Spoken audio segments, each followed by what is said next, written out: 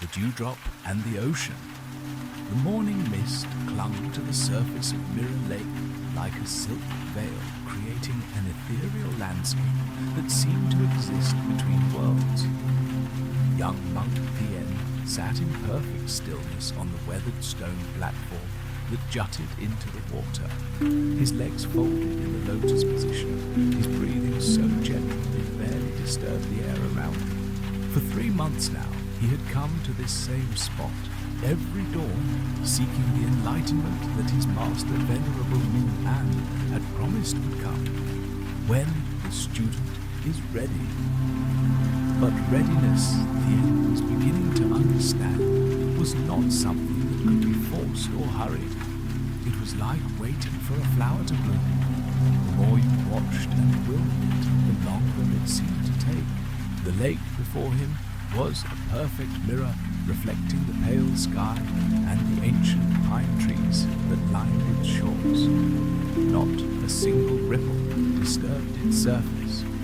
In this profound stillness, Tien had learned to observe the subtle dance of nature, the way shadows shifted with the sun's movement, how the mist rose and fell with the changing temperature, and how his own breath seemed to synchronize with the gentle rhythm of the world around him. As the first rays of sunlight pierced through the canopy above, something magical began to happen. The mist started to lift, revealing thousands upon thousands of dewdrops that had gathered on the lotus leaves floating near the shore. Each droplet was perfect, spherical, containing within its tiny form a complete reflection of the entire sky. Tien's attention was drawn to one particular dewdrop, larger than the others, perched on the edge of a lotus leaf just arm's length away. Within this single drop, he could see the entire world reflected. The sky, the clouds, the trees, even his own image sitting in meditation. It was as if the entire universe had been captured and contained within this one small sphere of water. As he watched, transfixed, the sun climbed higher and its warmth began to touch the surface of the lake. The dewdrop began to tremble slightly with perfect spherical form, quivering with an almost imperceptible movement. Tien found himself holding his breath as if his very breathing might disturb this delicate moment. Then, in an instant that seemed to last forever, the dewdrop released its hold on the lotus leaf. Tien watched as it fell, this tiny sphere that contained the reflection of everything and merged seamlessly with the vast expanse of the lake below. There was no splash, no disturbance, just a gentle, inevitable union between the small and the infinite. In that moment, something shifted within Tien's consciousness. The boundaries that he had always perceived between himself and the world around him began to dissolve. He realized that he had been like that dewdrop, believing himself to be a separate, distinct individual. But now he saw the truth that had been hidden in plain sight all along. The dewdrop had never been separate from the water.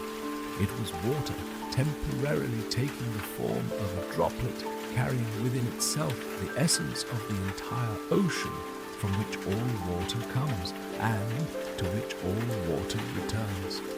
Its brief existence as a separate entity was merely an illusion, a temporary manifestation of something much larger and more eternal. Tears began to flow down Tien's cheeks, but they were not tears of sadness. They were tears of recognition, of coming home to a truth that had always been present but never before understood.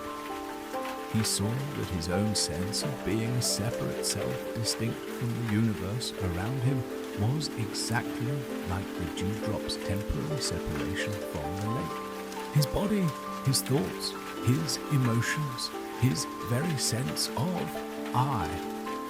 All of these were like the dewdrop temporary manifestations of something vast and boundless. just as the dewdrop was never truly separate from the water. He had never been truly separate from the infinite consciousness that pervaded all existence.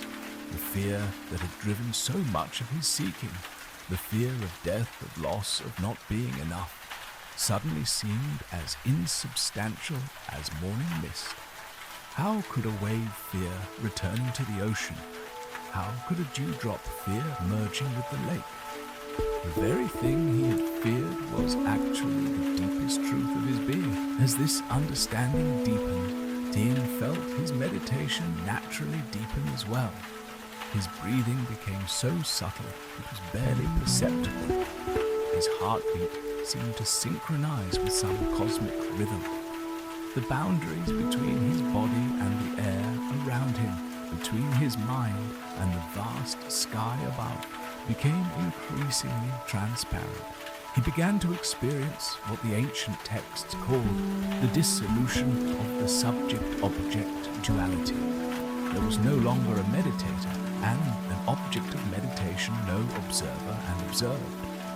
There was simply pure awareness, vast and open, like the sky, in which all phenomena arose and dissolved like clouds.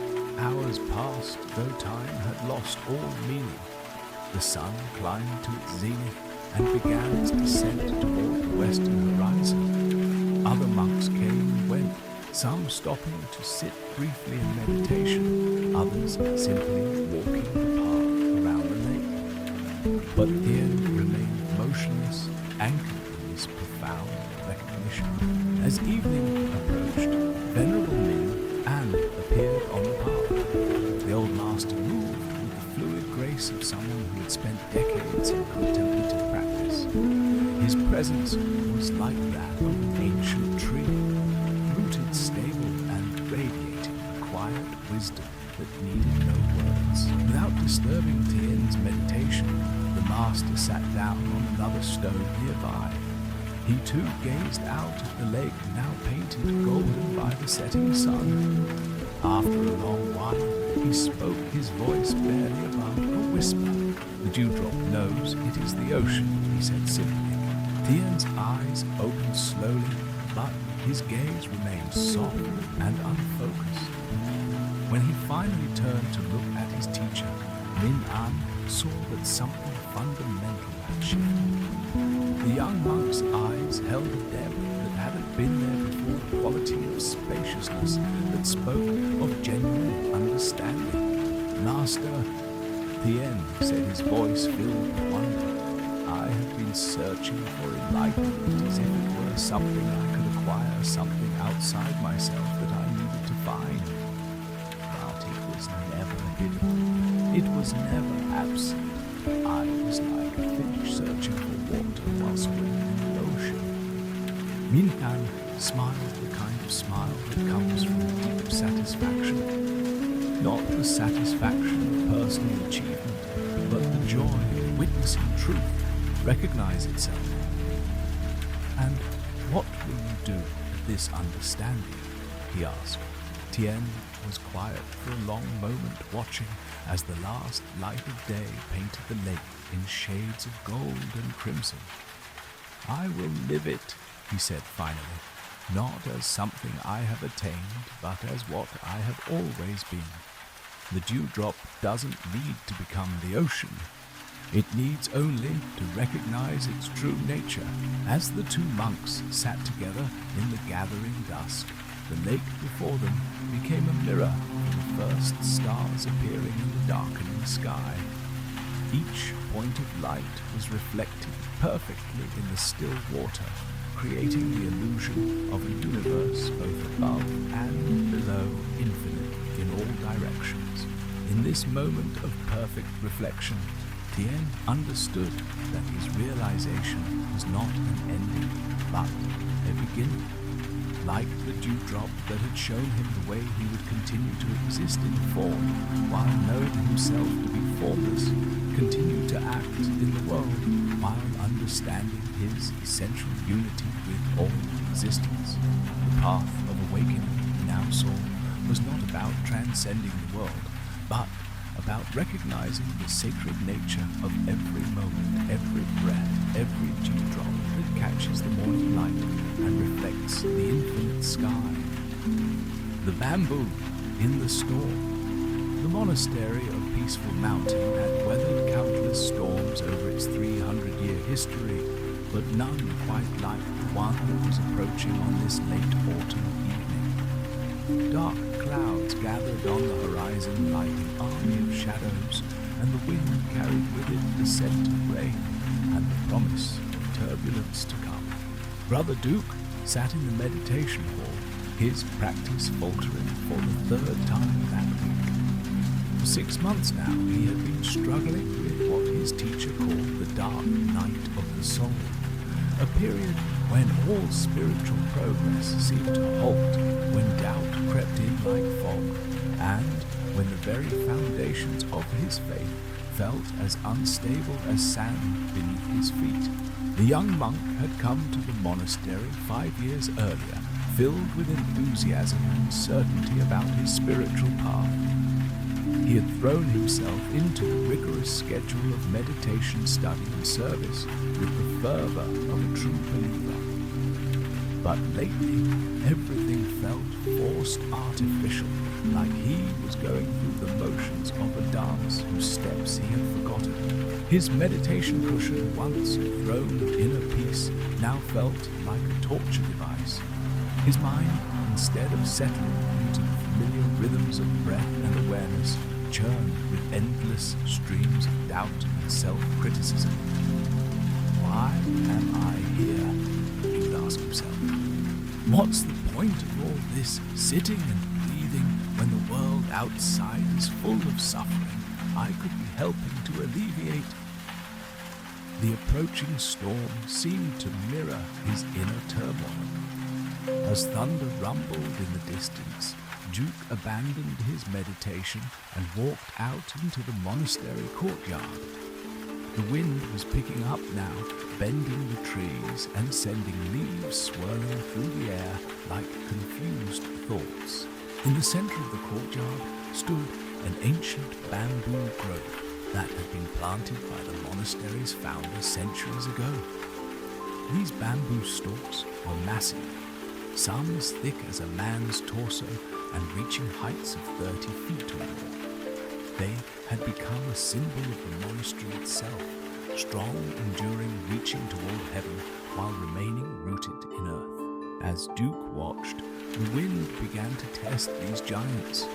At first, they barely moved, their thick trunks seeming to mock the storm's efforts. But as the wind intensified, something remarkable began to happen. The bamboo started to bend, not just a little. They bent dramatically, their tops sweeping through arcs of 30, 40, even 50 degrees. Some of the younger stalks bent so far that their crowns nearly touched the ground.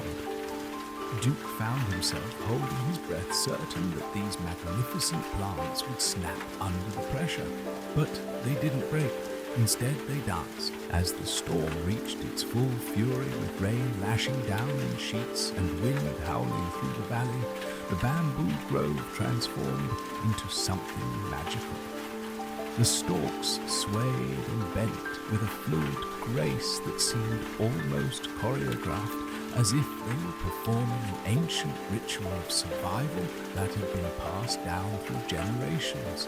Duke stood transfixed, getting soaked to the skin, but unable to move. He watched as some stalks bent so far they formed perfect arcs, their tips touching the earth before springing back up as the wind shifted direction. Others twisted and spiraled, their flexible bodies accommodating forces that would have destroyed more rigid trees. Near the edge of the grove stood a massive oak tree, one of the few non-bamboo plants in the courtyard. This oak was older than the monastery itself, its trunk so thick that it would take 4 men holding hands to encircle it. For centuries, it had been a symbol of strength and permanence, its mighty branches providing shade and shelter to generations of monks. But as Duke watched in horror, The oak began to fight the storm. Its rigid trunk refused to bend, its massive branches locked in combat with the wind. The tree groaned and creaked, a sound like the earth itself crying out in pain. Leaves and small branches began to break off, scattered by the wind like the fragments of a shattered dream. Then, with a crack that echoed through the valley like thunder, one of the oak's major branches snapped. The limb, as thick as a young tree itself, crashed to the ground with devastating force, taking with it decades of growth, leaving behind a jagged wound in the tree's crown. The contrast was stark and unmistakable. The rigid oak, for all its apparent strength, was being broken by the very forces that the flexible bamboo was dancing with. The bamboo stalks, which had seemed so vulnerable in comparison, were not only surviving, but thriving in the chaos. As the storm began to subside, Duke found himself sitting on the wet ground, his back against the monastery wall, tears mixing with rainwater on his cheeks. But these weren't tears of sadness. They were tears of recognition, of understanding of truth so profound it seemed to reorganize everything he thought he knew about strength and resilience. He had been like the oak tree in his spiritual practice, rigid, unyielding, trying to force his way through difficulties with sheer determination and willpower. When doubts arose, he fought them. When his meditation felt difficult, he pushed harder. When his faith wavered, he tried to shore it up with more study, more practice, more effort. But the bamboo showed him another way. The bamboo didn't fight the storm, it danced with it. It didn't resist the forces that threatened to break it. It found a way to accommodate them while maintaining its essential integrity. The bamboo was strong, not because it was rigid, but because it was flexible. As this understanding deepened, Duke began to see how he could apply this wisdom to his spiritual crisis. Instead of fighting his doubts, what if he could bend with them, explore them, learn from them, instead of forcing his meditation to be peaceful? What if he could allow it to be whatever it was, turbulent, confused, even chaotic, while maintaining his commitment to the practice itself? The next morning, Duke returned to his meditation cushion with a completely different attitude. When doubts arose, instead of pushing them away, he welcomed them like old friends. "Hello, doubt," he would say silently. "What do you have to teach me today?" When his mind felt scattered and unfocused, instead of forcing it into concentration, he allowed it to be scattered while maintaining a gentle awareness of the scattering itself. To his amazement, this approach began to transform his practice. The very difficulties that had seemed like obstacles became doorways to deeper understanding. His doubts, when met with curiosity rather than resistance, revealed themselves to be not enemies of faith, but its natural companions, the questions that kept his seeking alive and authentic. Weeks passed, and Duke found himself developing what he came to think of as bamboo mind, a way of being that was both strong and flexible, rooted and responsive. When criticism came from other monks who questioned his less rigid approach to practice, he bent with it, neither breaking under its weight nor becoming defensive. When praise came for his renewed enthusiasm and depth of insight, he bent with that too, neither becoming inflated nor dismissing the recognition. His teacher, Venerable Thich Min Han, noticed the change immediately. During their weekly meeting, the old master observed, "You move differently now, Brother Duke. There's a quality of water in your presence, fluid, adaptive, but with its own essential nature intact." Duke smiled, remembering the storm and the bamboo grove. "I learned from the bamboo master," I discovered that true strength isn't about being unbreakable. It's about being able to bend without losing your roots." The master nodded approvingly. The Tao Te Ching teaches us that the soft overcomes the hard, the weak conquers the strong. But this is not weakness as the world understands it. This is the strength of water, which can carve through mountains given time, and the strength of bamboo, which survives storms that fell mighty oaks. As autumn turned to winter, Duke continued to cultivate this bamboo-like flexibility in all aspects of his life. When the monastery faced financial difficulties, instead of becoming rigid with worry, he bent with the situation, finding creative solutions and maintaining trust in the process. When conflicts arose between community members, instead of taking rigid positions, he found ways to accommodate different perspectives while maintaining the harmony of the group. His meditation practice deepened in ways he had never imagined possible. By learning to bend with whatever arose in his mind, thoughts, emotions, sensations, insights, or confusion, he discovered a spaciousness that had always been present but had been obscured by his efforts to control and direct his experience. One evening, as winter gave way to spring, Duke found himself back in the courtyard where his transformation had begun. The bamboo grove was showing new growth, fresh green shoots emerging from the earth like promises of renewal. The oak tree, scarred but still standing, was beginning to bud as well, its remaining branches reaching toward the warming sun. As he sat in meditation beneath the bamboo, Duke reflected on the journey that had brought him to this moment. The storm that had once seemed like a threat to his spiritual life had actually been its salvation. The crisis that had felt like failure had been the doorway to a deeper understanding of what it meant to be truly strong. A gentle breeze moved through the bamboo, creating a soft, rustling sound like whispered wisdom. The stalks swayed slightly, demonstrating once again their perfect balance of strength and flexibility.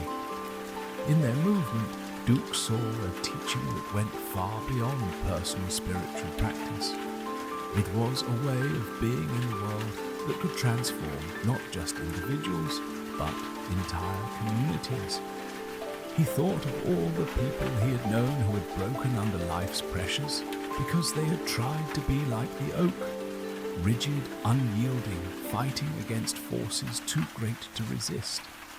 And he thought of the few he had met who seemed to navigate life's storms with grace and resilience, bending without breaking, adapting without losing their essential nature.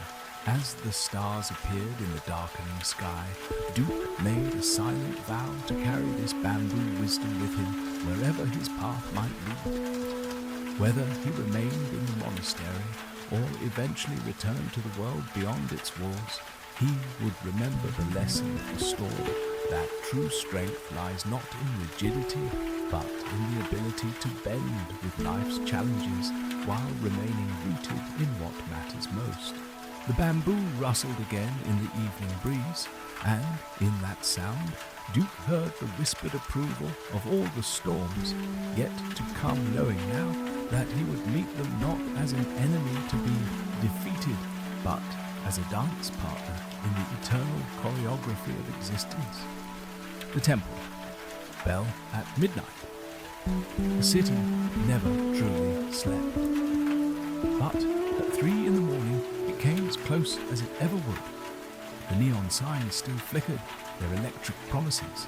Traffic lights continued their endless cycle of red, yellow, and green for empty streets, and somewhere in the distance, a siren wailed its urgent song. But for David Chen, lying awake in his cramped apartment on the 15th floor of a concrete tower, the city's restless energy only amplified his own sleeplessness. For the past 6 months, sleep had become an elusive stranger.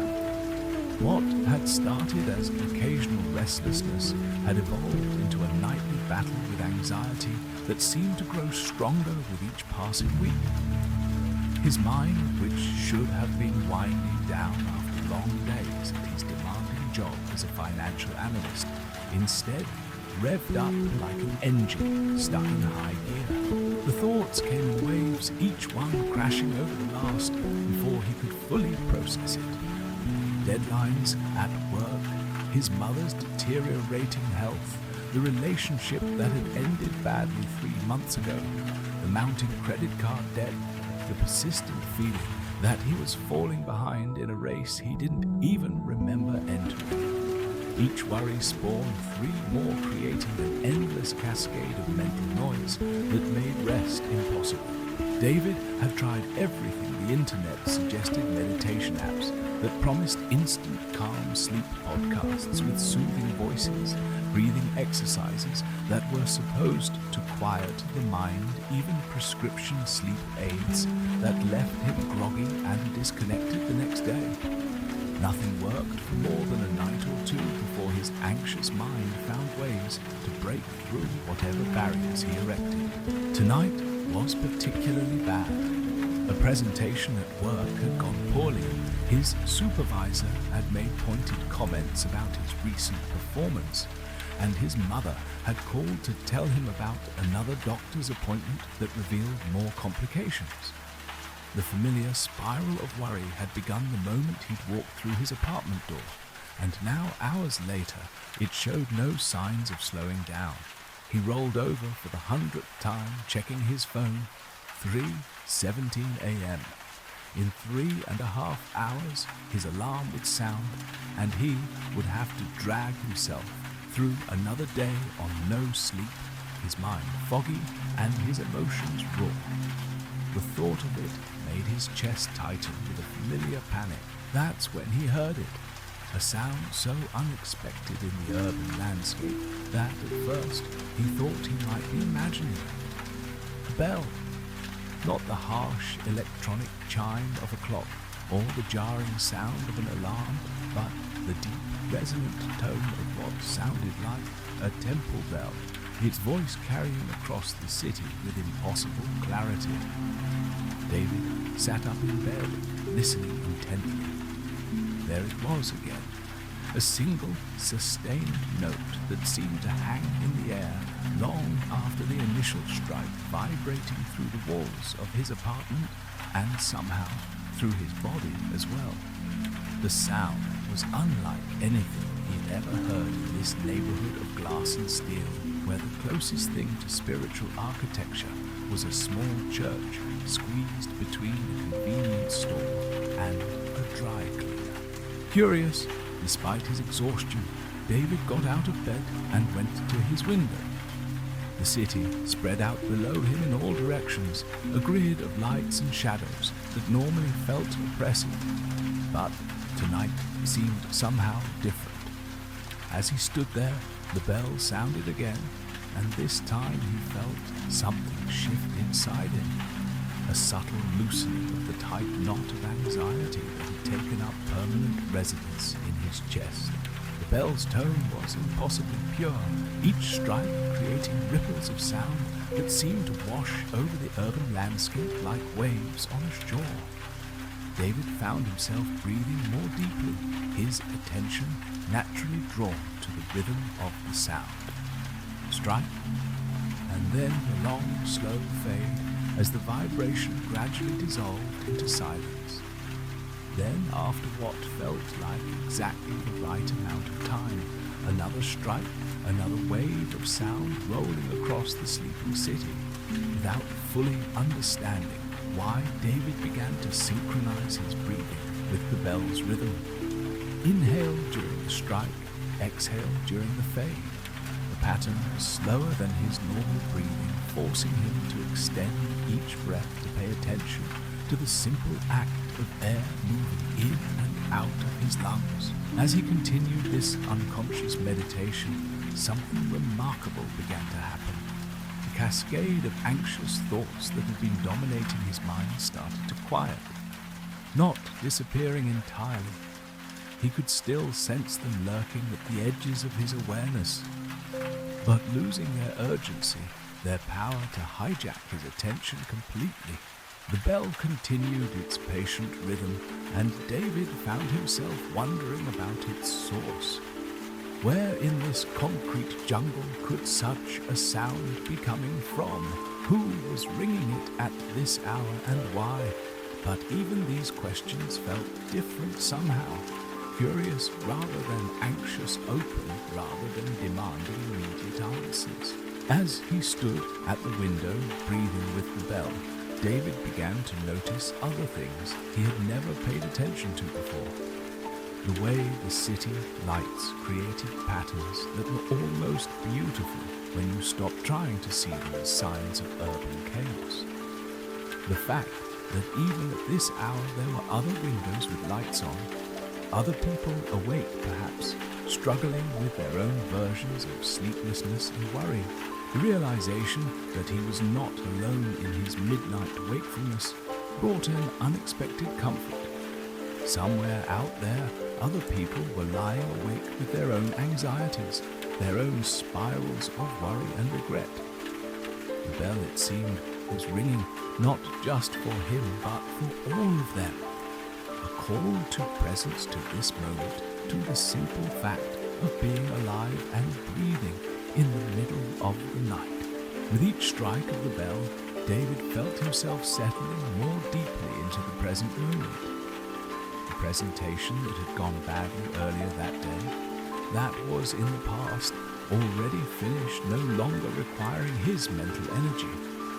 The work challenges he would face tomorrow, those were in the future, not yet real, not yet demanding his attention. His mother's health concerns, serious, yes, but not something that required his worry at 3:30 in the morning when there was nothing he could do about them. What was real was this, his breath, the cool air coming through the slightly open window, the feeling of his feet on the floor, the sound of the bell calling him back to the only moment that actually existed, this one. The bell rang again, and David felt tears beginning to form in his eyes. Not tears of sadness, but of relief, of recognition, of coming home to something he hadn't even realized he had lost. When had he stopped being present in his own life? When had he started living so completely in his head, in his worries about the past and future, that he had forgotten how to simply be here now? As the minutes passed and the bell continued its patient rhythm, David began to understand that this was what he had been searching for in all those meditation apps and sleep aids and breathing exercises. Not a technique or a method, but a return to simplicity, to the basic human capacity to be present with whatever was actually happening, rather than lost in stories about what had happened or might happen. The bell's voice seemed to be saying, here, now, breath, this moment, nothing else is required. David found himself smiling for the first time in weeks. The sound was like a teacher he had never met, but had been waiting for all his life. Patient, persistent, asking nothing of him except that he listened, that he breathed, that he allowed himself to be exactly where he was without trying to be anywhere else. As the night wore on, the bell continued its meditation, and David continued to breathe with it. Gradually, he became aware that his body was relaxing in ways it hadn't in months. His shoulders, which had been permanently hunched with tension, began to drop. His jaw, clenched tight with worry, started to soften. Even his mind, that restless generator of anxiety, began to settle into a quieter rhythm. He wasn't trying to solve his problems or plan his next day or replay his mistakes. He was simply standing at a window in the middle of the night, breathing with the sound of a bell, being present to the mystery of existence in a way that felt both completely natural and utterly revolutionary. At some point, He couldn't say exactly when. David realized that he was no longer thinking about sleep as something he needed to achieve. The desperate, grasping quality of his earlier sleeplessness had transformed into something else entirely. He was awake, yes, but it was a different kind of wakefulness. Alert but peaceful, aware but not anxious. The bell rang again, and in that sound, David heard something that might have been the voice of wisdom itself. This is enough. You are enough. This moment is enough. When he finally returned to bed, it was not with the familiar dread of another sleepless night, but with a sense of gratitude for whatever rest might come. The bell continued to ring in the distance, growing gradually fainter as dawn approached, but its rhythm had become internalized now, a part of his own breathing, his own heartbeat. David closed his eyes and found that the anxious thoughts were still there, but they had lost their power to dominate his attention. They were like clouds passing through a vast sky, present but temporary part of the weather of his mind, but not the sky itself.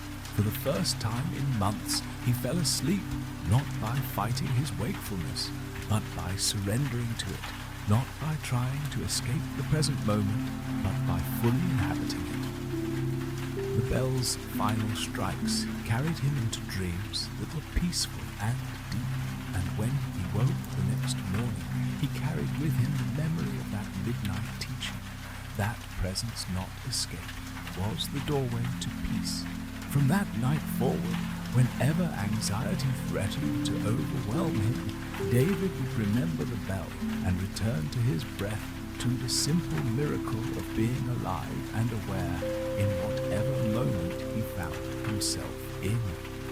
The bell had shown him that the peace he sought was not something to be achieved, but something to be recognized, not a destination to reach, but a way of traveling through whatever landscape life presented. The temple bell at midnight had called him home to himself, and in answering that call, he had discovered that home had been there all along, waiting patiently in the space between one breath and the next. The lotus flower in the mud. The industrial district of the city was a place where beauty went to die.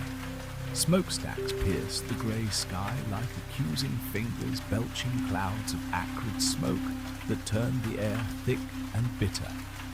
The Mekong chemical plant, where 26-year-old Lin worked as a quality control technician, sat like a concrete monster in the heart of this wasteland, its windows grinding with years of accumulated pollution. Every morning for the past 3 years, Lin had walked through the plant's gates, feeling like she was entering a different world, one where the air tasted of metal and chemicals, where the constant hum of machinery drowned out any possibility of natural sound, and where the fluorescent lights cast everything in a sickly pallor that made even the youngest workers look aged and weary. The work itself was mind-numbing. Hour after hour, she tested samples of chemical compounds, recording data in endless spreadsheets, ensuring that the products met safety standards that felt increasingly meaningless in an environment that seemed designed to poison everything it touched. Her colleagues moved through their routines like sleepwalkers, their conversations limited to complaints about management, gossip about who was dating whom, and speculation about when the next round of layoffs might come. But it was more than just the physical environment that was toxic. The culture of the workplace had become a breeding ground for negativity, cynicism, and petty cruelties. Her supervisor, Mr. Duke, seemed to take pleasure in humiliating his subordinates, finding fault with their work, even when they followed procedures perfectly. Her co-workers had formed cliques that excluded anyone who didn't participate in their constant stream of criticism and complaint. Lynn found herself being pulled into this vortex of negativity despite her best efforts to remain positive. She would arrive at work each morning with good intentions, determined to maintain her inner peace and treat everyone with kindness. But by lunchtime, she would find herself joining in the complaints, adding her voice to the chorus of dissatisfaction that seemed to be the plant's unofficial anthem. The worst part was how the toxicity of her work environment was beginning to seep into other areas of her life. She would come home exhausted, not just physically, but emotionally drained by the constant exposure to negativity and conflict. Her relationships with friends and family were suffering as she found herself becoming increasingly irritable and pessimistic. Even her sleep was disturbed by dreams of chemical spills and workplace confrontations. One particularly difficult day after Mr. Duke had publicly berated her for a minor error in a report, Lynn found herself sitting in the plant's small break room, fighting back tears of frustration and despair. She felt trapped. She needed this job to pay her rent and support her aging parents, but the cost to her mental and spiritual well-being was becoming unbearable. That evening, desperate for some kind of relief, she decided to try something her grandmother had taught her years ago, but which she had largely forgotten in the rush of adult responsibilities, meditation. Her grandmother, a devout Buddhist who had lived through war and poverty with remarkable equanimity, had always insisted that inner peace was possible regardless of external circumstances. Lynn set up a small space in the corner of her tiny apartment, placing a cushion on the floor and lighting a stick of incense. As she settled into the lotus position, she felt awkward and self-conscious, unsure of what she was supposed to do or feel. Her mind, accustomed to the constant stimulation of work and worry, resisted the attempt to quiet down. But as she continued to sit, focusing on her breath as her grandmother had taught her, something began to shift. The noise of the city outside, the traffic, the construction, the general urban chaos began to fade into background. Her breathing deepened and slowed. The tight knot of tension that had taken up permanent residence in her chest began to loosen slightly. In this quieter state of mind, an image began to form in her consciousness. Not a visual hallucination, but more like a memory or a dream. She saw herself as a lotus flower, its roots extending deep into thick, dark mud. The mud was everything toxic in her life. The chemicals, the negativity, the stress, the conflict. But instead of being poisoned by this environment, the lotus was drawing nutrients from it, transforming the very substances that should have destroyed it into the raw materials for its own growth and beauty. The image was so vivid and powerful that Lynn opened her eyes startled. But the insight remained: what if her toxic work environment wasn't just something to be endured, but something that could be transformed? What if, like the lotus, she could find a way to remain pure and beautiful while drawing strength from the very conditions that seemed most hostile to her well-being? Over the following weeks, Lynn began to experiment with this lotus meditation. Each morning before work, she would sit quietly and visualize herself as a lotus flower, its petals pristine and white, floating serenely on the surface of a pond while its roots reached deep into the mud below. She would imagine drawing strength and nutrients from all the difficult aspects of her work environment, transforming them into wisdom, compassion, and inner peace. The effects were subtle at first, but gradually became more pronounced. When Mr. Duke criticized her work, instead of feeling defensive and angry, she began to see his behavior as a reflection of his own suffering and insecurity. The criticism still stung, but it no longer had the power to derail her entire day. She found herself responding with a calmness that surprised both her and her supervisor. When her co-workers engaged in their usual rounds of complaint and gossip, Lynn began to listen differently. Instead of being drawn into the negativity, she started to hear the pain and frustration underlying their words. She began to offer gentle words of encouragement or simply a compassionate presence without trying to fix their problems or change their attitudes. The transformation wasn't always easy or consistent. There were days when the old patterns reasserted themselves, when she found herself swept up in the familiar currents of workplace drama and personal reactivity. But each time she returned to her lotus meditation, she found it easier to regain her center, to remember that her essential nature, like that of the lotus, was pure and untouchable, regardless of the conditions in which she found herself. One morning, about 2 months into her daily practice, something remarkable happened. Lynn was in the middle of testing a particularly noxious batch of chemicals when she realized that she was actually enjoying her work. Not because the work itself had changed, it was still repetitive and potentially dangerous, but because her relationship to it had transformed completely. She found herself approaching each task with a quality of mindfulness and care that turned even the most mundane procedures into a form of meditation. The precision required for accurate measurements became an opportunity to cultivate focus and attention.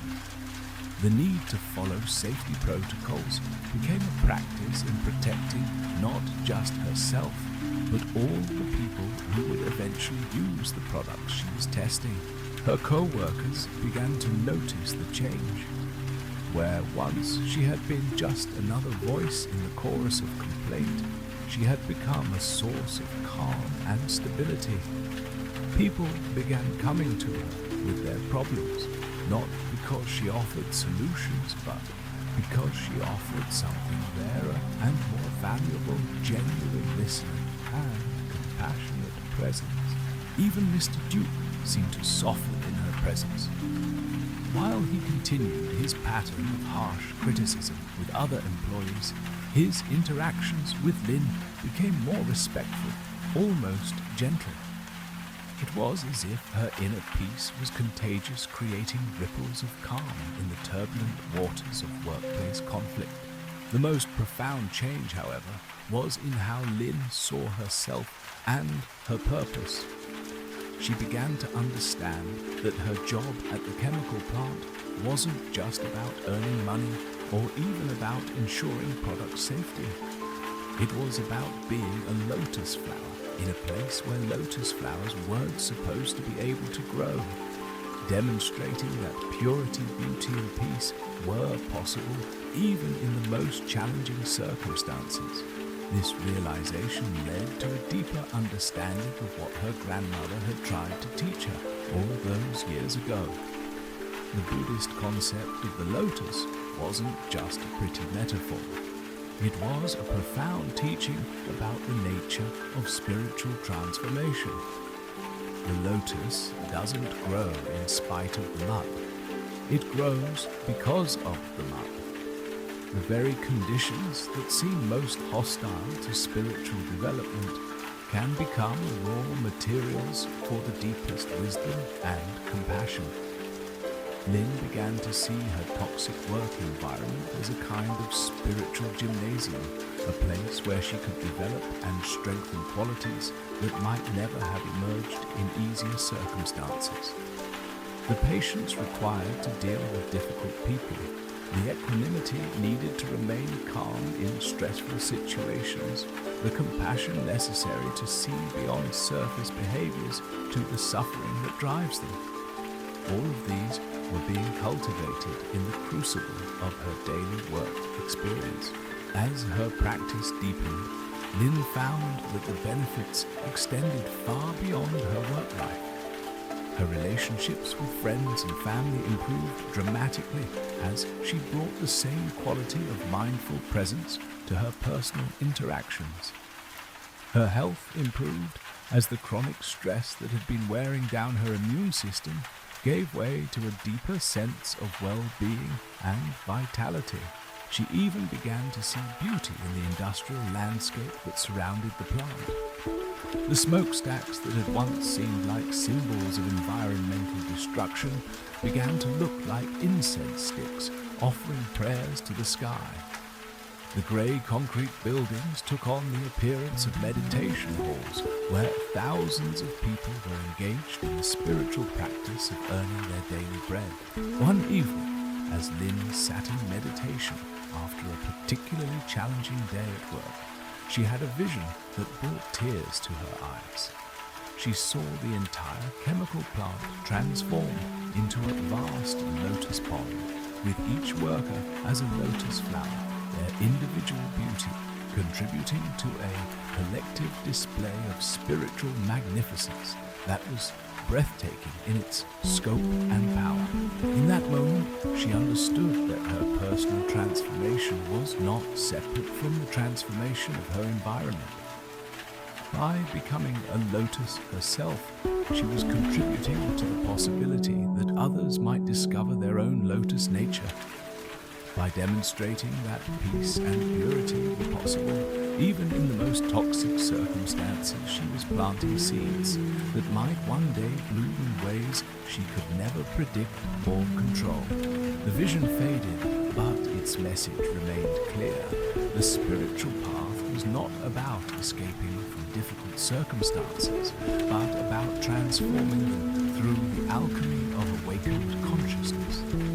Like the lotus that turns mud into beauty, the human spirit could transform any condition, no matter how challenging, into an opportunity for growth, wisdom, and service.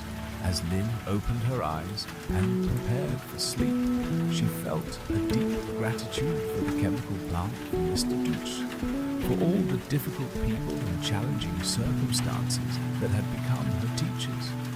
They had shown her that she was indeed a lotus flower, capable of blooming with pristine beauty, no matter how deep or dark the mud in which she found herself rooted.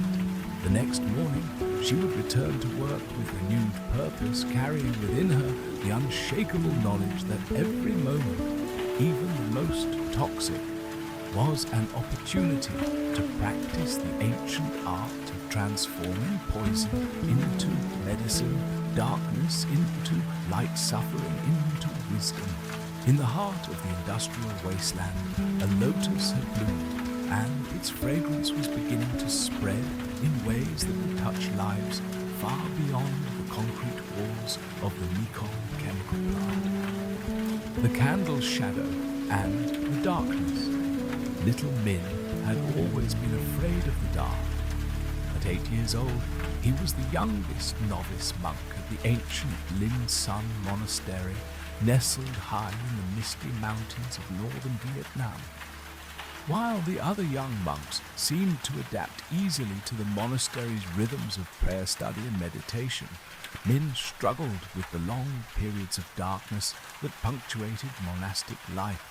The monastery followed ancient traditions that honored the natural cycles of light and darkness. Electric lighting was used sparingly only when absolutely necessary for reading or essential tasks. Most evening activities took place by candlelight, and the meditation halls were often kept in complete darkness to encourage inner contemplation. For most of the monks, this created an atmosphere of peace and spiritual depth. For Min, it was a source of constant anxiety. His fear wasn't rational, and he knew it. The monastery was one of the safest places in the world, surrounded by protected mountains and filled with kind, gentle people, dedicated to compassion and wisdom. But when darkness fell, Min's imagination would conjure all manner of frightening possibilities. Shadows became monsters, creaking floorboards became footsteps of unseen threats, and the vast silence of the mountain night felt oppressive rather than peaceful. The other young monks had begun to notice his fear, and while they weren't cruel about it, their gentle teasing made Min feel even more isolated and ashamed. How can you become enlightened if you're afraid of a little darkness? One of them had asked, not unkindly, but with genuine puzzlement. The question haunted Min because he couldn't answer it. How could he hope to overcome the deeper darkness of ignorance and suffering if he couldn't even handle the simple absence of light? Master Thich Min Yuk, the elderly abbot who had taken special responsibility for the youngest monks, noticed Min's struggle, but said nothing for several weeks.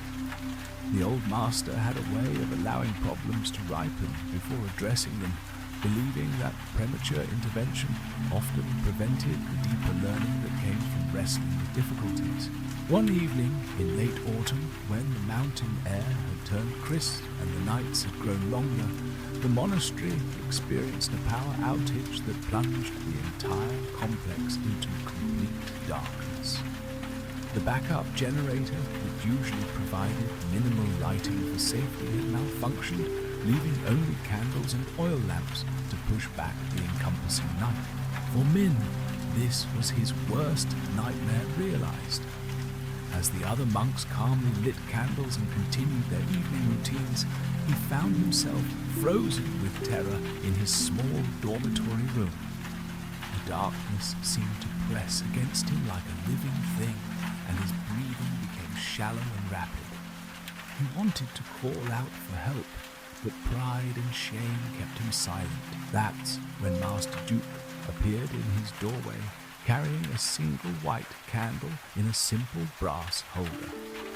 The old monk's face, illuminated by the gentle flame, looked serene and knowing, as if he had been expecting this moment for a long time. "Come with me, young Min," the master said softly.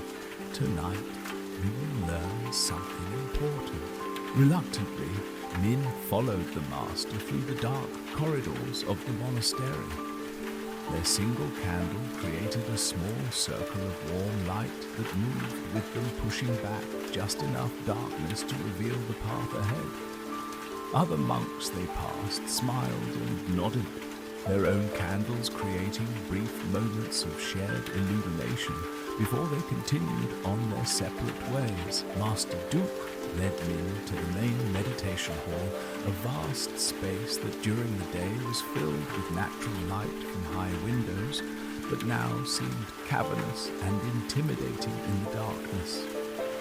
The master placed his candle on a small table in the center of the hall and gestured for Min to sit beside him on a meditation cushion. "Tell me, young monk," the master began, his voice echoing slightly in the large space. "What do you see?" Min looked around nervously. "I see darkness, master, lots of darkness, and shadows that move and change. And what else?" "Your candle, master. The light from your candle." "Good. Now tell me, how much darkness has this one small candle eliminated?" Min considered the question. The candle's light extended perhaps 6 feet in all directions, creating a sphere of visibility in the vast hall. "Not very much, master. Most of the hall is still dark." "Exactly.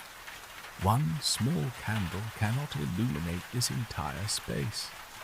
But tell me, young Min, is the darkness attacking our light? Is it trying to extinguish our candle?" The question surprised Min. He watched the steady flame for a moment, noting how it burned peacefully undisturbed by the surrounding darkness. "No, master, the darkness isn't doing anything to the light." "Very good. The darkness is not the enemy of light, young monk. Darkness is simply the absence of light, just as cold is the absence of heat and silence is the absence of sound. Darkness has no power of its own. It cannot create it, cannot destroy it, cannot act. Only light has the power to act, and when light appears, darkness naturally gives way. As if to illustrate his point, Master Duke reached into his robes and produced several more candles. One by one he lit them from the original flame and placed them around the meditation space. With each new candle, the circle of light expanded, revealing more of the hall's beautiful architecture. The carved wooden pillars, the intricate ceiling beams, the peaceful statue of the Buddha that presided over the space. You see, the Master continued, we do not fight the darkness. We do not push it away or struggle against it. We simply add light and the darkness naturally recedes. This is the way of wisdom, young men. When we encounter the darkness of fear, anger, or ignorance, we do not battle these things directly. Instead, we kindle the light of understanding, compassion, and mindfulness. Min felt something shifting in his understanding, but he was still afraid. But Master, what if the candle goes out? What if the light fails? Master Duke smiled and reached for another candle, lighting it from one of the others. Then we light it again. And if that one fails, we light another. The capacity to create light is infinite, young monk. Even if every candle in this hall were extinguished, we could relight them all from a single spark. The Master paused, studying Min's face in the candlelight. But let me show you something even more important. He stood up and walked to the edge of their circle of light, then began to blow out the candles one by one. Min felt his anxiety rising as the light diminished, but the Master's calm presence kept him from panicking. When only the original candle remained, Master Duke returned to his seat. Now, young monk, I want you to become this candle. Close your eyes and imagine that you are not Min, the frightened boy, but a flame. Steady, warm, and bright. Min closed his eyes and tried to follow the instruction. At first, it felt silly and artificial, but gradually he began to sense something different. Instead of feeling like a small, vulnerable person surrounded by threatening darkness, he began to experience himself as a source of light and warmth.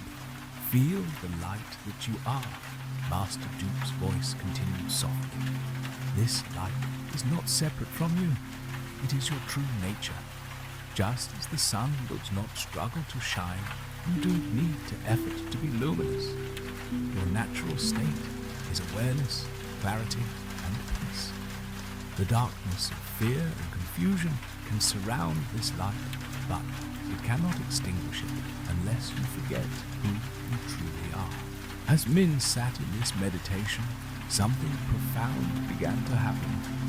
The darkness that had always felt like an external threat began to feel more like a neutral space, not empty and frightening, but full of potential. He began to sense that the darkness wasn't trying to harm him. It was simply waiting for him to remember his own capacity to shine. Now, the Master said, open your eyes, but maintain that sense of being a source of light. When Min opened his eyes, the meditation hall looked completely different. The single candle still provided the same amount of physical illumination, but somehow the space felt less threatening, less overwhelming.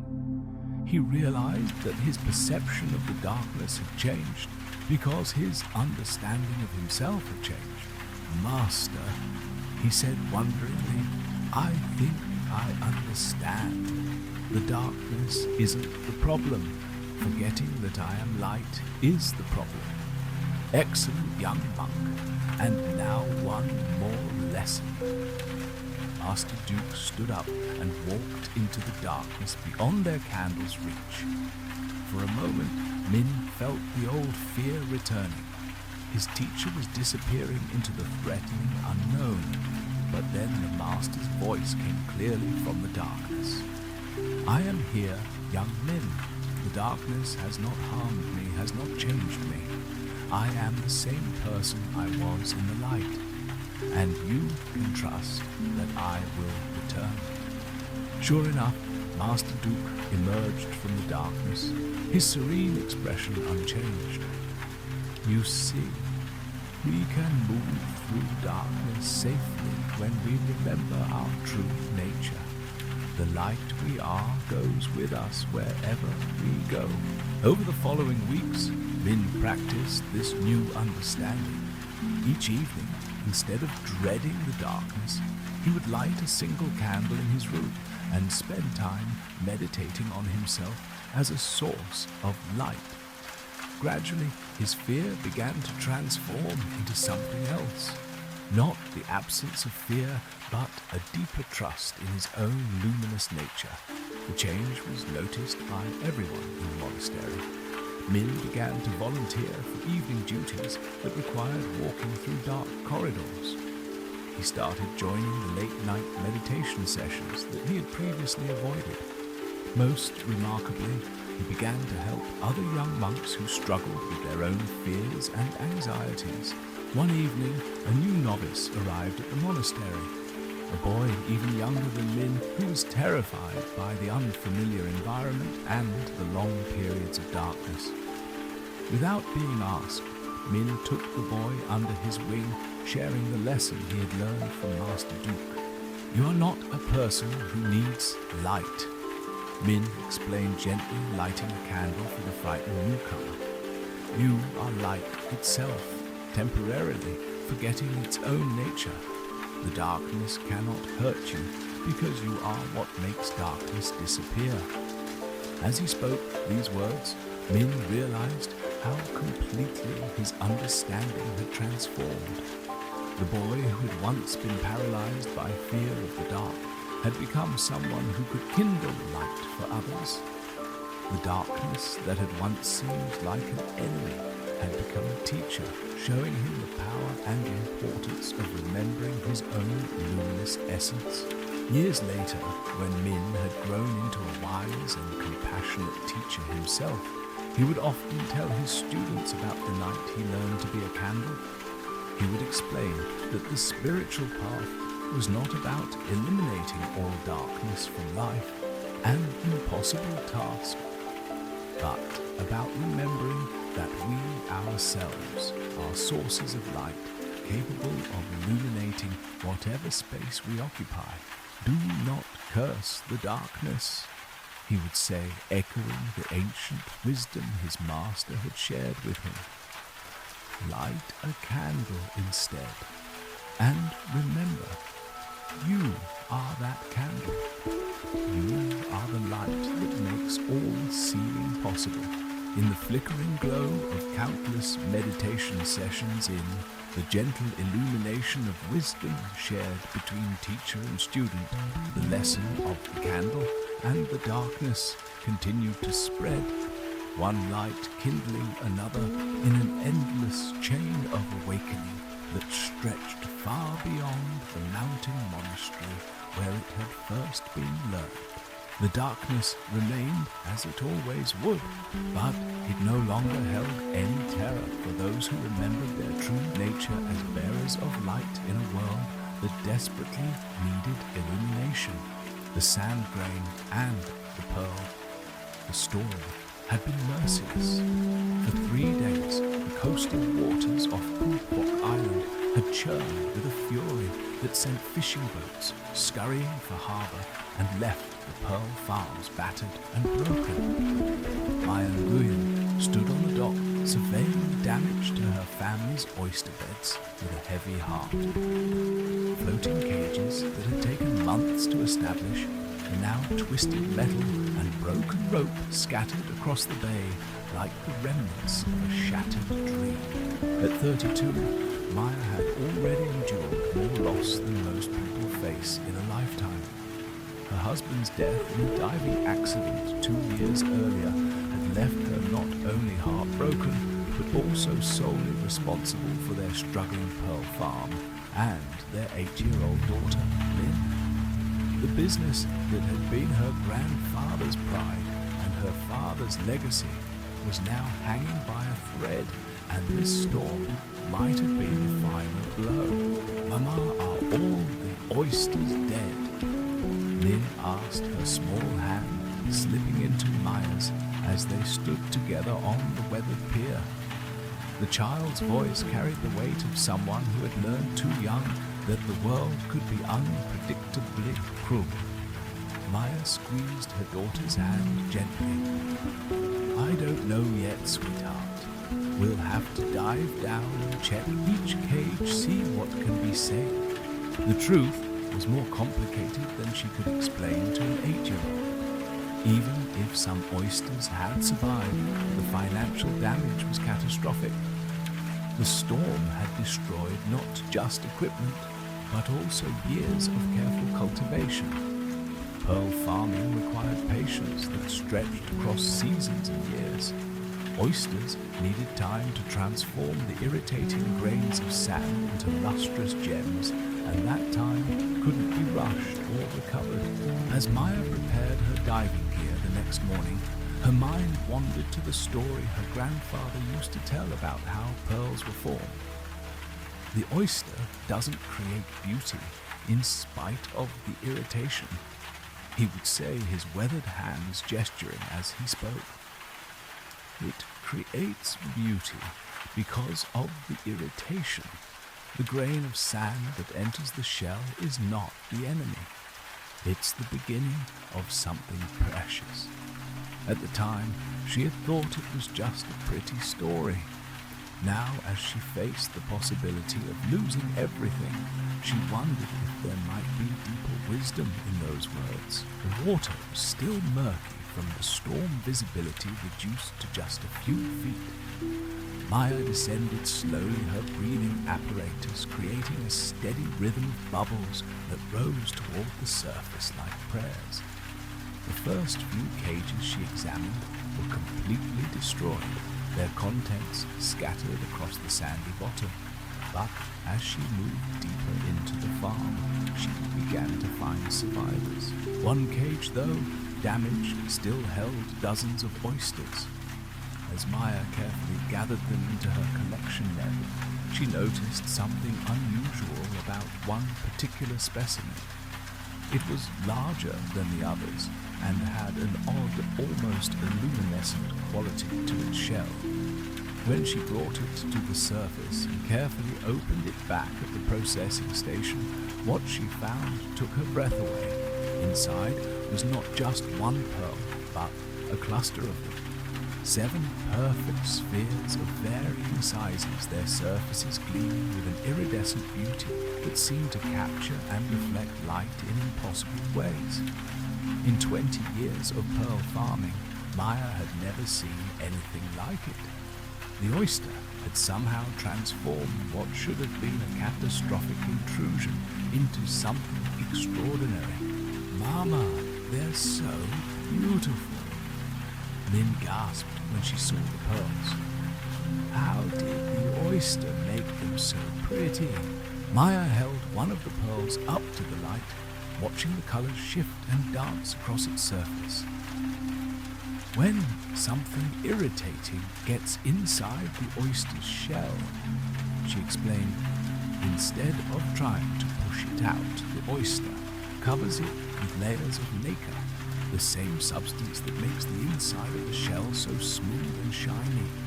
Layer after layer, year after year, until the irritation becomes something beautiful." As she spoke, Maya realized she was describing more than just the biological process of pearl formation. She was describing a way of being in the world that she had never fully understood before.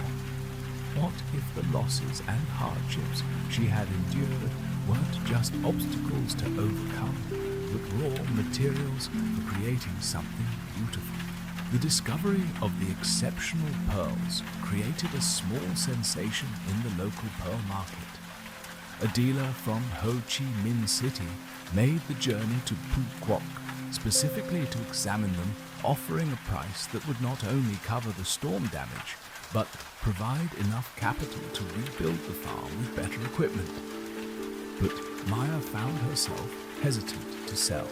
It wasn't about the money, though they desperately needed it. Something about the pearls felt significant in a way she couldn't quite articulate. They had been created through a process that mirrored her own journey. Irritation and pressure transformed into something of value through patience and the mysterious alchemy of time. That evening, as she sat with Lin on their small porch overlooking the bay, Maya made a decision that surprised even herself. "I want to keep one of the pearls," she told her daughter. "Not to sell, but to remember." "Remember what, Mama?" Maya was quiet for a long moment, watching the sunset paint the water in shades of gold and crimson. "To remember that sometimes the most beautiful things come from the most difficult experiences. Your father's death restored all the times I felt like giving up. Maybe they're not just things to survive. Maybe they're like the sand in the oyster." Over the following months, as Maya rebuilt the farm with the proceeds from the pearl sale, she found herself approaching challenges differently. When equipment broke down, instead of seeing it as another burden, she looked for the opportunity it might contain. Perhaps a chance to upgrade to better technology or to learn a new skill. When difficult customers complained about delivery times or pearl quality instead of taking it personally, she listened for the feedback that might help her improve her business. The transformation wasn't immediate or easy. There were still days when grief and frustration overwhelmed her, when the weight of single parenthood and business ownership felt crushing. But gradually, she began to develop what she thought of as oyster mind. The ability to take life's irritations and through patience and care, transform them into something valuable. Lin, watching her mother's evolution, began to apply the same principle to her own challenges. When classmates teased her about her family's financial struggles, instead of feeling ashamed, she began to see their cruelty as revealing their own insecurities. When schoolwork felt overwhelming, instead of giving up, she broke it down into manageable pieces, adding one layer of understanding at a time. The pearl that Maya had kept became a kind of talisman, a physical reminder of the possibility of transformation. She would hold it during difficult moments, feeling its smooth surface and remembering the process that had created it. The oyster hadn't fought against the irritation or tried to escape it. It had embraced it, worked with it, transformed it. One day, about a year after the storm, Maya was diving to check on a new batch of oysters when she encountered a young woman floating near the surface, clearly in distress. The woman, a tourist from Hanoi, had been snorkeling alone and had become disoriented and panicked when she couldn't find her way back to shore. Maya brought the woman safely to her boat and then to shore, where she learned that the tourist named Hua was going through her own crisis. A recent divorce had left her feeling lost and worthless, and she had come to Phu Quoc, hoping that a change of scenery might help her find some direction. As Maya shared the story of the storm and the pearls, Hoa listened with growing fascination. "You mean the oyster actually uses the thing that's hurting it to create something beautiful?" she asked. "Not just uses it," Maya corrected gently, "transforms it. The grain of sand doesn't stay a grain of sand. It becomes something completely different, something precious." Hua stayed on the island for 2 weeks, helping Maya with the pearl farm and learning about the process of cultivation. she was amazed by the patience required. How oysters needed years to create their treasures. How there was no way to rush the process.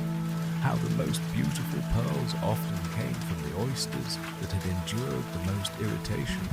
When Hoa finally returned to Hanoi, she carried with her not just souvenirs, but a new understanding of her own potential for transformation. She began to see her divorce not as a failure, but as an opportunity to discover who she was outside of that relationship. The loneliness and uncertainty that had driven her to Phu Quoc became raw materials for building a stronger, more authentic version of herself. Maya and Hoa stayed in touch, their friendship becoming another example of how unexpected encounters could lead to mutual transformation. Through their correspondence, Maya began to realize that her story was resonating with others who were struggling with their own grains of sand, the irritations and challenges that life inevitably brings.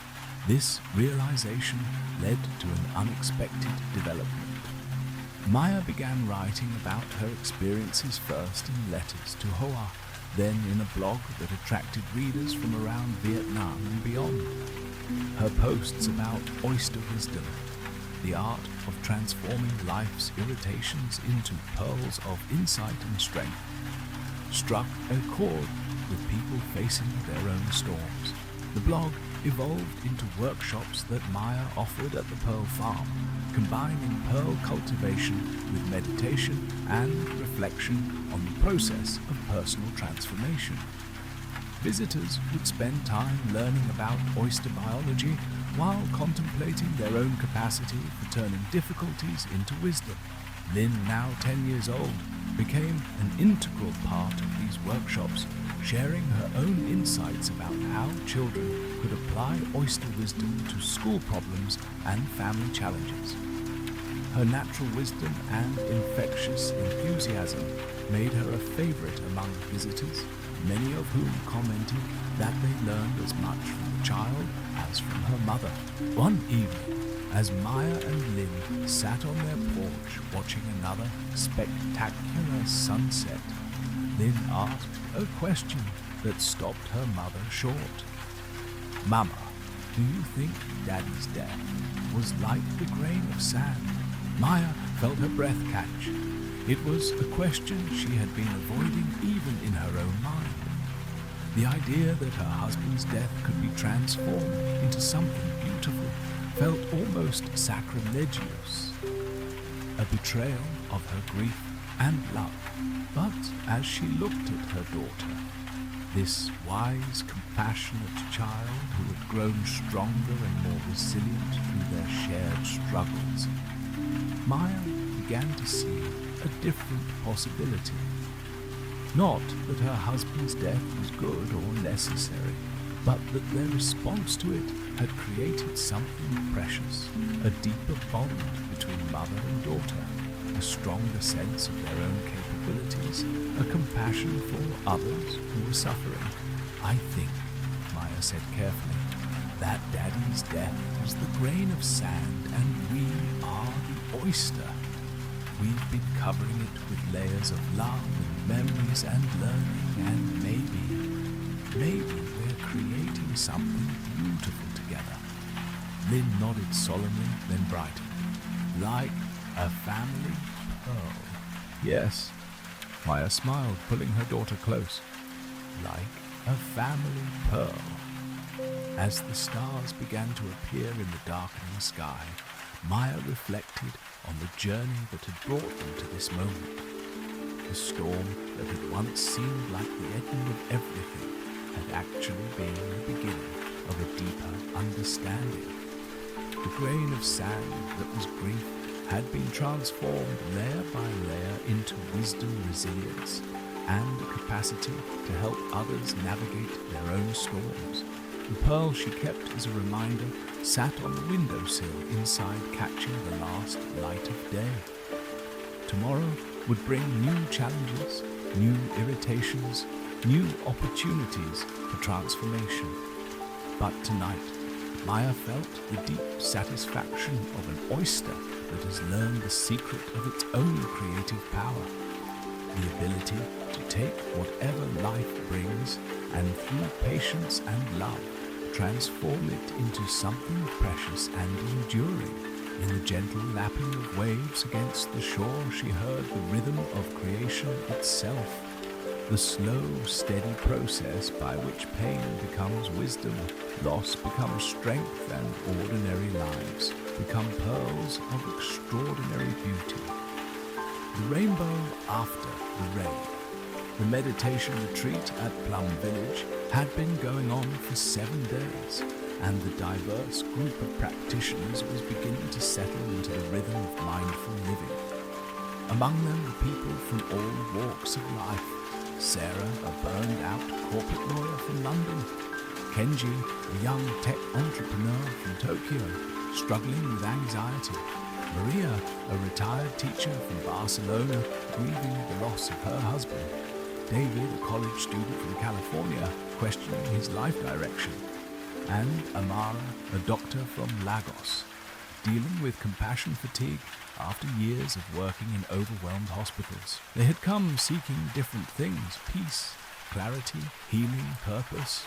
But they were all united by a common thread of suffering and the hope that ancient wisdom might offer some relief. The retreat was structured around the teachings of impermanence, one of Buddhism's fundamental insights, though none of them fully understood what this meant beyond the intellectual level. On the 7th day, the weather had been particularly moody. Dark clouds had been gathering since dawn, creating an atmosphere of heaviness that seemed to mirror the emotional work many of the participants were doing.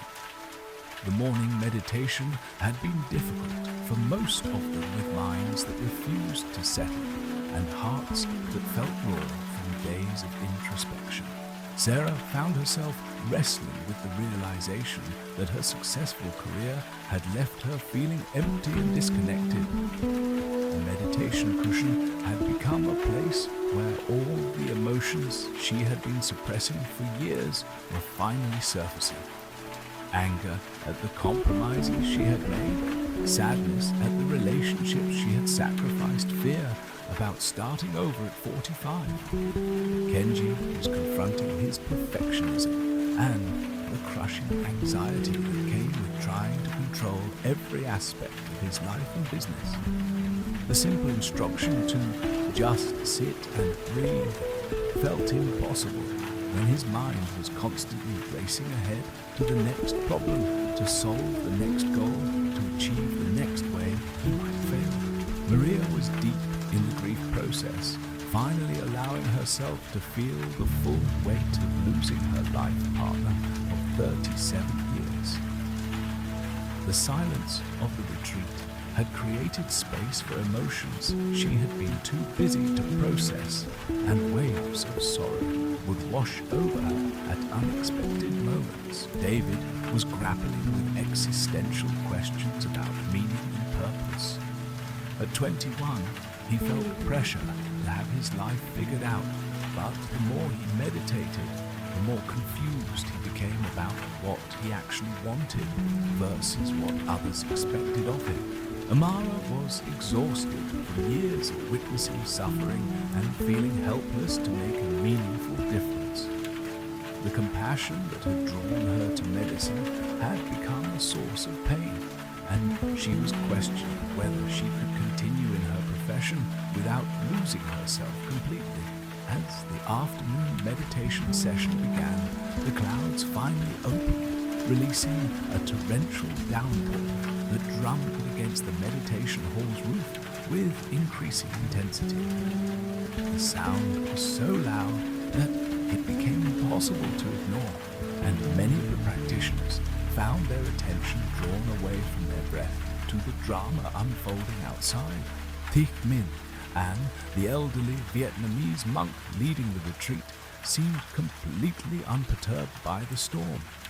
He sat in perfect stillness, his weathered face serene, as if the chaos outside was simply another aspect of the natural world to be observed without judgment. The rain continued for over an hour, sometimes gentle, sometimes fierce, creating a symphony of water that seemed to wash through the meditation hall itself. As the practitioners sat with the sound, something began to shift in the quality of their attention. Instead of fighting the distraction, they began to include it in their meditation, using the rhythm of the rain as an anchor for their awareness. When the storm finally began to subside, the silence that followed felt different, deeper, more spacious, as if the rain had washed away not just the dust from the air, but some of the mental clutter that had been clouding their minds. Then, as the last drops were falling and the sun began to break through the dispersing clouds, someone gasped. Through the large windows of the meditation hall, a rainbow was becoming visible. Not just any rainbow, but one of extraordinary beauty and completeness, stretching across the entire valley in a perfect arc of color.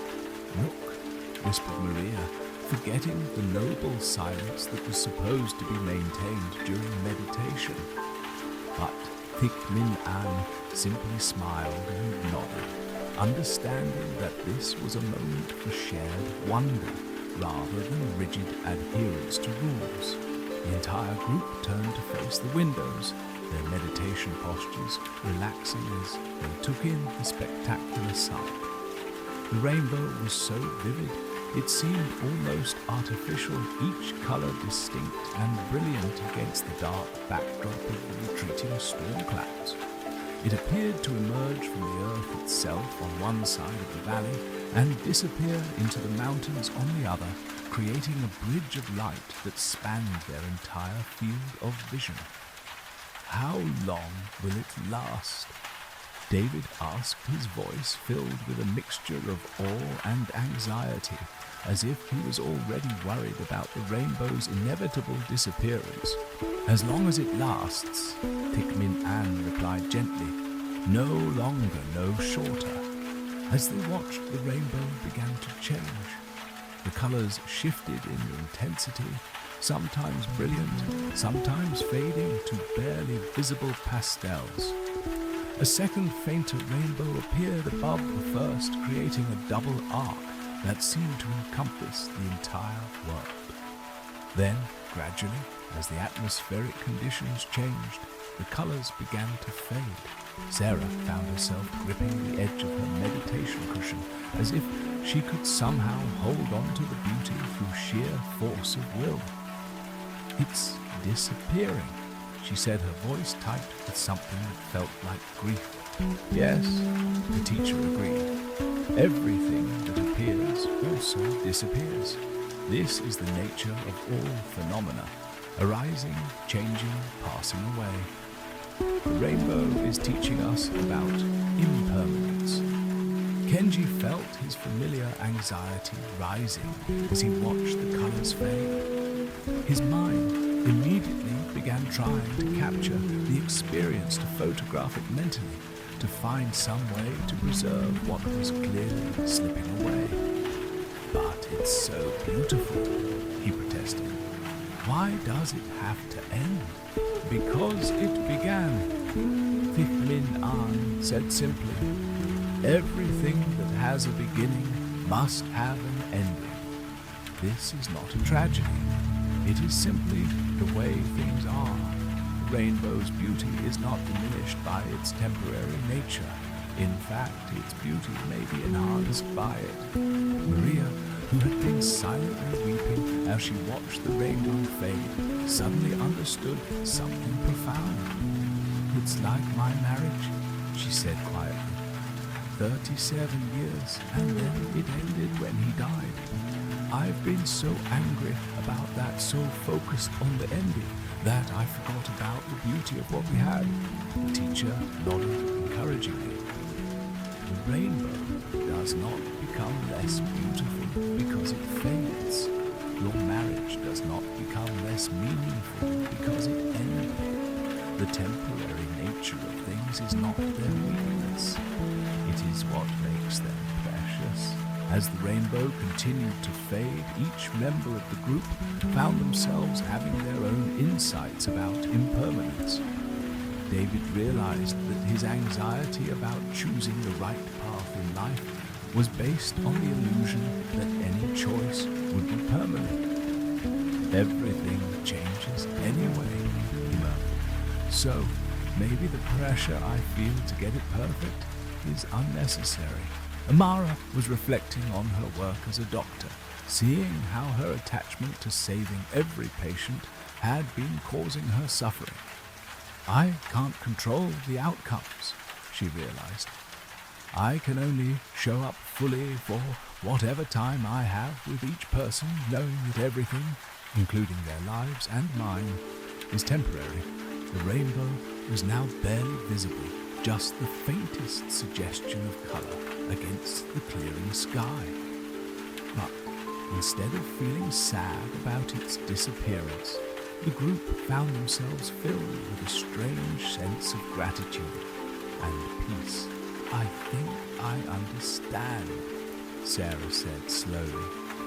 I've been so afraid of my career ending, of starting over, because I thought it meant failure. But maybe it's just natural. Maybe everything is supposed to change. Kenji was nodding vigorously. And I've been trying to build a business that would last forever, to create something permanent. But maybe that's not the point. Maybe the point is to create something beautiful for however long it lasts. As the last traces of the rainbow faded completely, Thich moved and invited the group to sit in meditation once more, but this time with a different instruction. Close your eyes, he said, and see if you can find the rainbow inside yourself, not as a memory, but as a present reality. The instructions seemed paradoxical, but as they settled into meditation, something remarkable happened. Each person began to experience an inner rainbow, not a visual phenomenon, but a sense of beauty, wonder, and completeness that didn't depend on external conditions. Sarah found herself filled with a sense of possibility rather than fear about her career transition. The ending of one phase of her life was creating space for something new to emerge, just as the storm had created the conditions for the rainbow. Kenji discovered a quality of peace that didn't depend on achieving his goals or controlling outcomes. The anxiety that had been his constant companion began to soften as he realized that his worth wasn't tied to permanent achievements. Maria felt her husband's presence not as something lost, but as something that continued to live within her, transformed but not destroyed. The love they had shared was like the rainbow, temporary in form but eternal in essence. David experienced a sense of trust in the unfolding of his life, understanding that he didn't need to have everything figured out, because everything would change anyway. The uncertainty that had terrified him began to feel like freedom. Amara found herself reconnecting with the original compassion that had drawn her to medicine, but without the attachment to outcomes that had been burning her out. She could care deeply while accepting that her ability to help was limited and temporary. When they opened their eyes, the sky was completely clear with no trace of the storm or the rainbow that had followed it. But something had shifted in the quality of their presence, a lightness that hadn't been there before. The rainbow appears when conditions are right, Thich Minh explained. Sun and rain, light and shadow, the perfect angle of observation. When any of these conditions change, the rainbow disappears. But the capacity for rainbows in the sky and in our hearts remains constant. Over the remaining days of the retreat, the group continued to explore the teaching of impermanence, but now with a lived understanding rather than just intellectual knowledge. they began to see how their suffering had often come from trying to make permanent what was naturally temporary, or from fearing the loss of what was never meant to last forever. Sarah made the decision to leave her law firm and pursue work that felt more meaningful, understanding that this too would be temporary, but no less valuable for that. Kenji began to approach his business with more playfulness and less attachment, finding that this actually made him more creative and effective. Maria started volunteering with hospice patients, using her experience of loss to help others navigate their own transitions. David changed his major to something he was genuinely curious about, rather than what seemed most practical, trusting that his path would continue to evolve. Amara restructured her medical practice to focus on presence and care, rather than just outcomes, finding that this renewed her passion for healing. On the final day of the retreat, as they prepared to return to their regular lives, another rainbow appeared, smaller and fainter than the first, but no less beautiful. This time, instead of grasping at it or mourning its impermanence, they simply appreciated it for what it was, a temporary gift, a reminder of beauty's constant availability, a teaching about the preciousness of all fleeting moments. "Take the rainbow with you," Pikmin Anne said as they prepared to leave, "not as a memory to cling to, but as a way of seeing. Every moment of your life is as temporary and as precious as that rainbow. Every person you meet, every experience you have, every emotion that arises, all of it is like the rainbow beautiful, precisely because it will not last forever." As they hugged goodbye and exchanged contact information, the group understood that this too was impermanent. Their time together, the intensity of their shared experience, even the friendships they had formed. But rather than making these connections less meaningful, the knowledge of their temporary nature made them more precious. Years later, each of them would remember the rainbow after the rain, not as a single moment of beauty, but as an initiation into a different way of being in the world, one that could find wonder in impermanence rather than security in permanence, one that could love fully while holding lightly, one that could appreciate the rainbow precisely because it would not last forever. In learning to let go of their attachment to permanence, they had discovered something that was truly lasting, the capacity to find beauty and meaning in the ever-changing dance of existence, the ability to be fully present for whatever rainbow might appear in the sky of their awareness, knowing that its temporary nature was not a flaw to be overcome, but the very source of its magic.